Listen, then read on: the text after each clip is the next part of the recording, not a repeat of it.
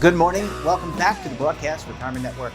I'm Jeff Snyder. This is BRN AM for Thursday, September 30th, 2021. And our top story today, the Jobs-Housing Mismatch.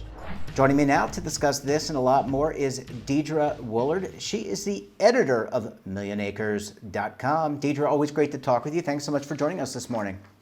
Thank you. Glad to be here. All right, let's get into the numbers. We're going to have some fun, not fun. We're going to talk about some of these numbers, and there's something called the Jobs-Housing Mismatch. What exactly is that, Deidre? Well, I think it really speaks to this larger issue of where people want to live versus where the jobs are versus where they can afford to live. And so this is a struggle that kind of always exists, but right now it's particularly interesting because you've got job recovery happening all across the country, but it's not happening universally in every market.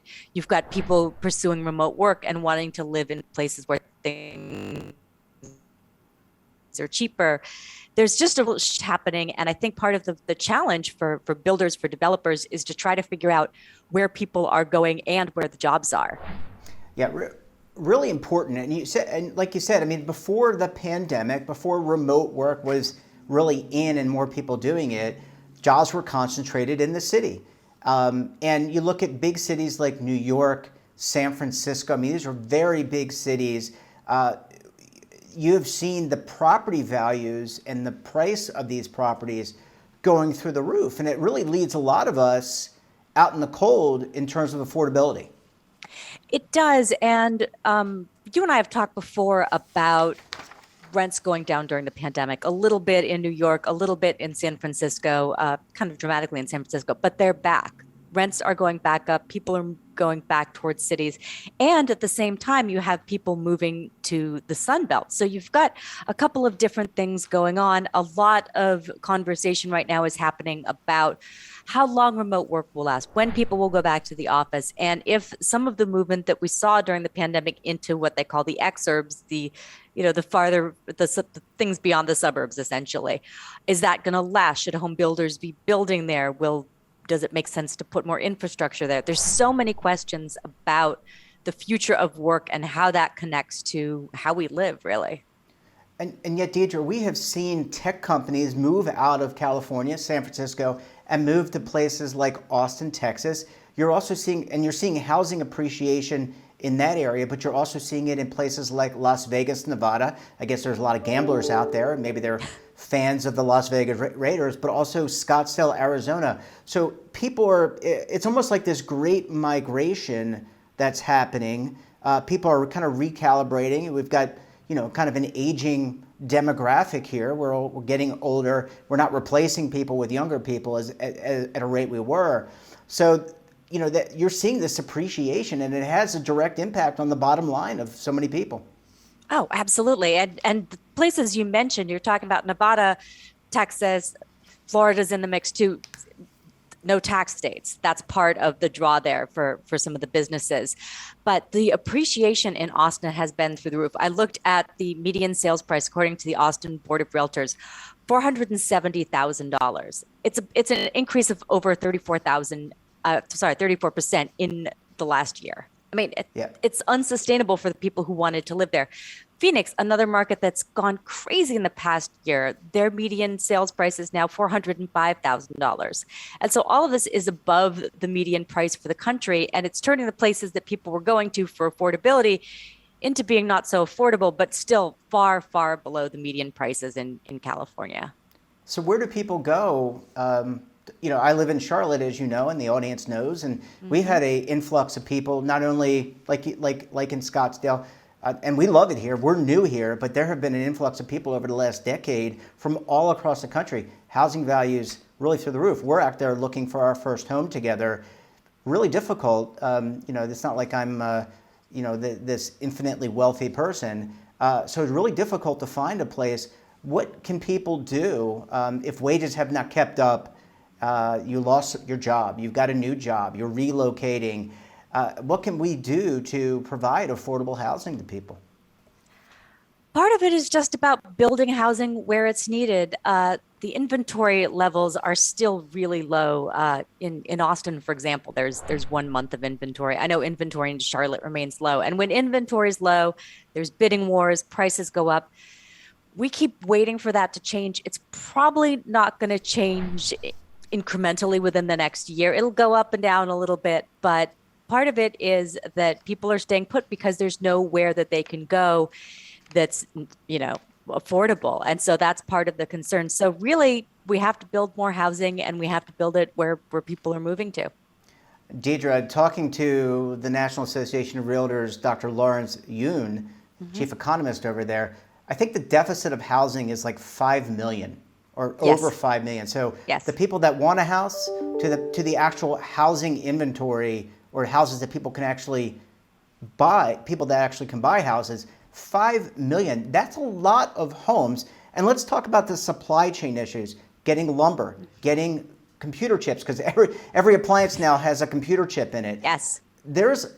All of this leads to a crunch for builders. I don't even know how you become a developer in today's world. Lumber has been an issue. It's stabilized a little bit in terms of pricing, but what you mentioned about the supply chain has been this huge issue.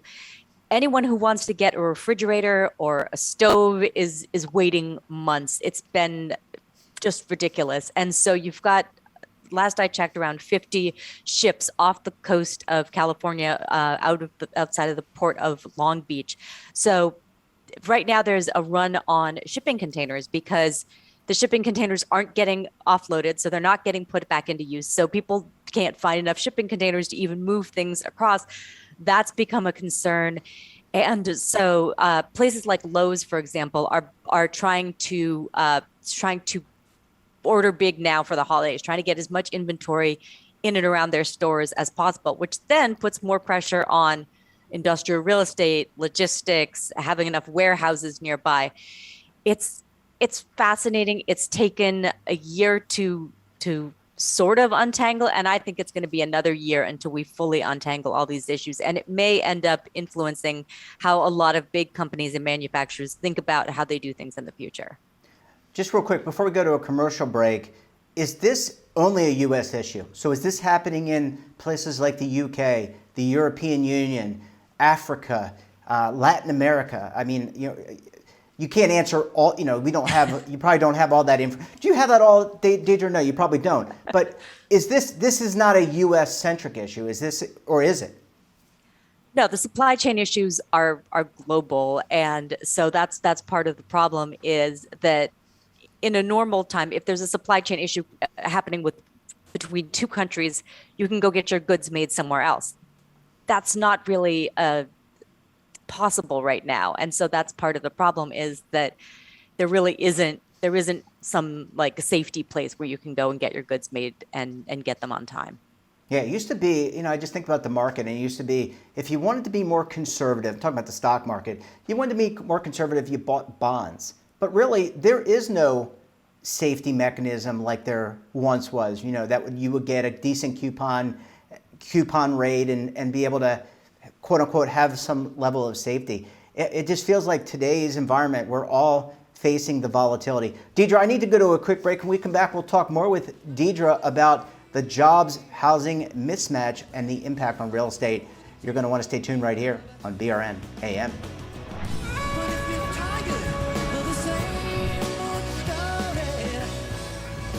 Imagine a new television network that will make you richer, healthier, and in control of your financial future.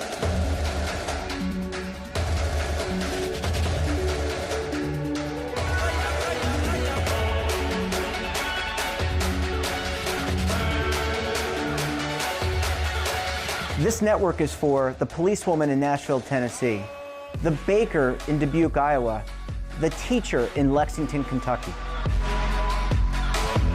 We want to make the idea of savings and retirement culturally relevant. But what do you see as a defining issue of the midterms, especially for the smaller businesses? I mean, they are the lifeblood of the American economy.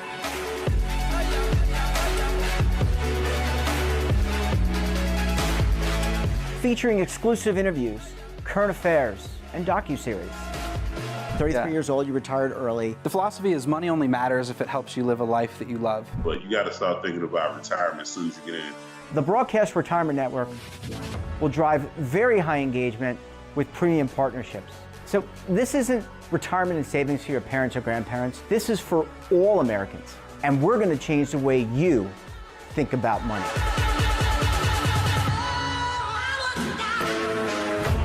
Welcome to the next frontier of retirement and savings. This is BRN, the Broadcast Retirement Network.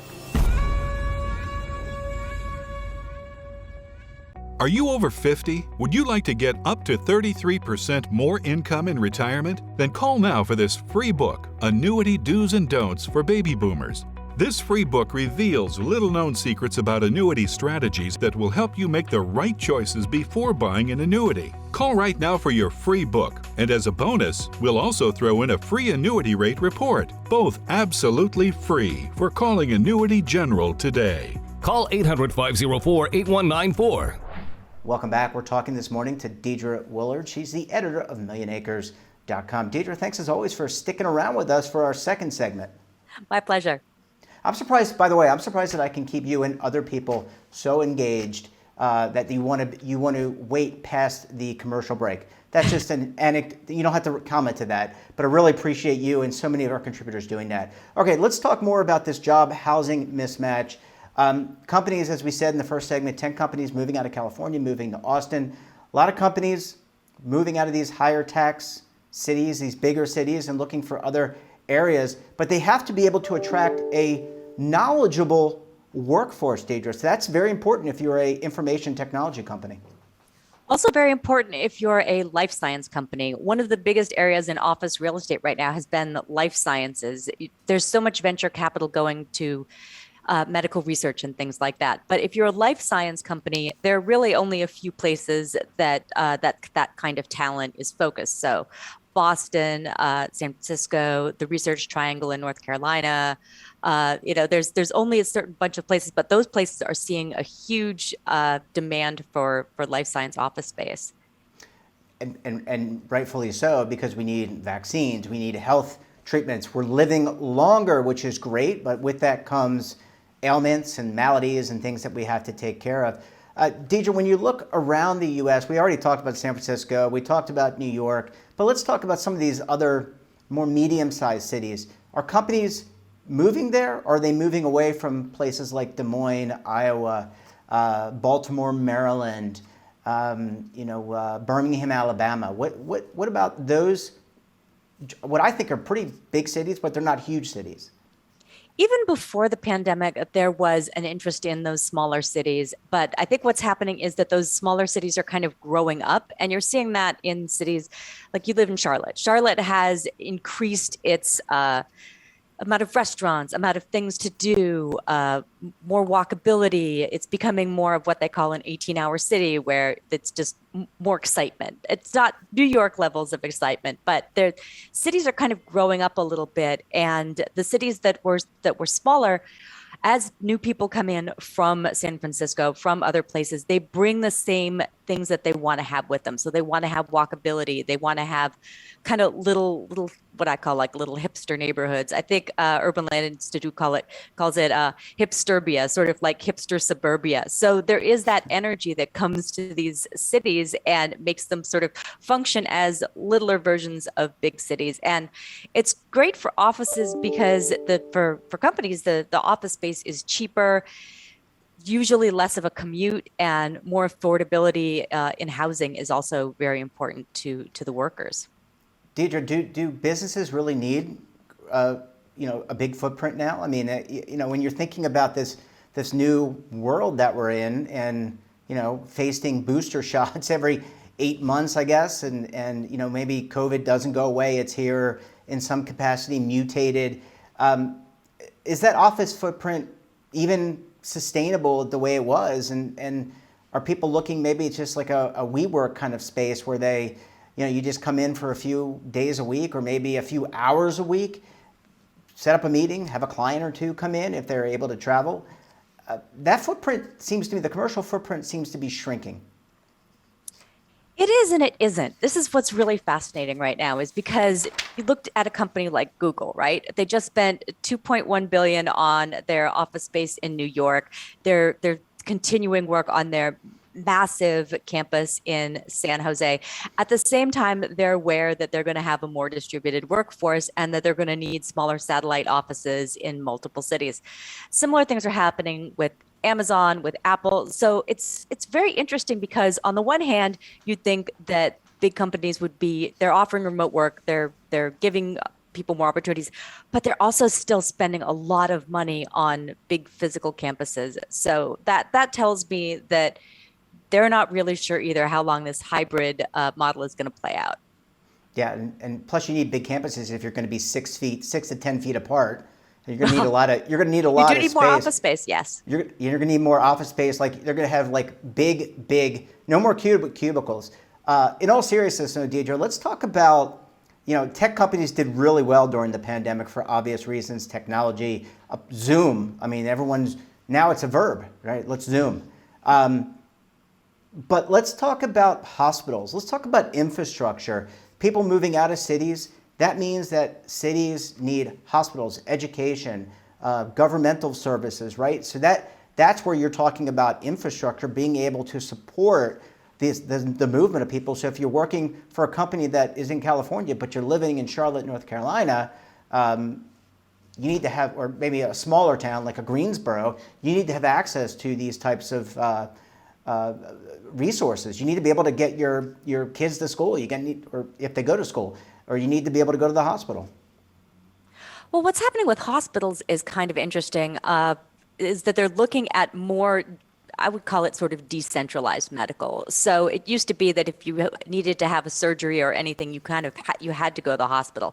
Now you're seeing more of that happening in individual, smaller medical buildings that are more spread out all across a city. And that's sort of changing how we can do things. Part of that is just the evolution of technology. And so there really is a shift happening in hospitals that is kind of fascinating to watch because you can do so much more remotely now.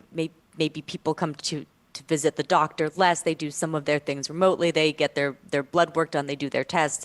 Then they see the doctor on Zoom. So there's all of these things happening with medical as well that certainly are interesting for people who watch real estate like me and people who are interested in healthcare stocks and healthcare REITs. Well, you're a real estate nerd. I'm a retirement nerd. So it's okay to be nerdy and observe this stuff. I guess the last question here, Deidre, when you think about the job housing mismatch and all the things that we talked about, what's this all mean for the future of real estate, whether you are a multi-property landlord, a developer of both commercial or residential? What does all this mean? How do you think about the real estate marketplace going forward in 2021, 22, and beyond? It's definitely going to be interesting. The Sun Belt migration trend, I think, was in play before the pandemic. It's going to continue. Those are the places that people are moving. The ones we talked about: Austin, Las Vegas, Phoenix, Florida. So many people are moving to Florida. So many businesses now. There's that New York to Florida migration that's happening. So I think part of it is just watching the migration trends. At Million Acres, we always say that money follows people, and that's really what's happening right now and probably will continue to happen for the foreseeable future. Yeah, you can always see how people vote with their feet. I mean, Yes. right? I mean, if someone likes the sunny confines of Florida, they're going to vote with their feet. They're going to move there, and then maybe some of their friends move there. Maybe some businesses move there. You're absolutely right, Deidre. We're going to have to leave it there. Really interesting discussion, and let's hope that we can get some relief for people looking to buy homes or at least rent. Great to see you. Thanks so much for joining us, and we look forward to having you back on the program again very soon. Thank you. That wraps up this episode of BRN AM. Have a topic of interest, someone you think we should talk to, drop us a line. And don't forget, for all the information in retirement markets, technology, personal finance, so much more, check out today's edition of our daily newsletter, The Morning Pulse. We're back again tomorrow. Until then, I'm Jeff Snyder. Stay safe, keep on saving, and don't forget, roll with the changes. Waiting here for you to take and drink of. But if you're tired of the same old stuff. Are you being audited and do you owe the IRS $10,000 or more in back taxes? Is the IRS threatening to take more of your money? Don't fight the IRS alone. The Tax Doctor is here to help you negotiate your tax bill and reduce your stress. The IRS can freeze your assets and seize your bank accounts, but you can stop these IRS actions. The Tax Doctor will work with you using our years of experience to represent your case to help you get the best resolution under the IRS guidelines. Help is here to deal with the IRS to reduce your stress. We've handled thousands of cases, so we know what we're doing. If you owe $10,000 or more in back taxes, do not call the IRS alone. Call a Tax Doctor now for a tax emergency analysis. Call 800-224-6439.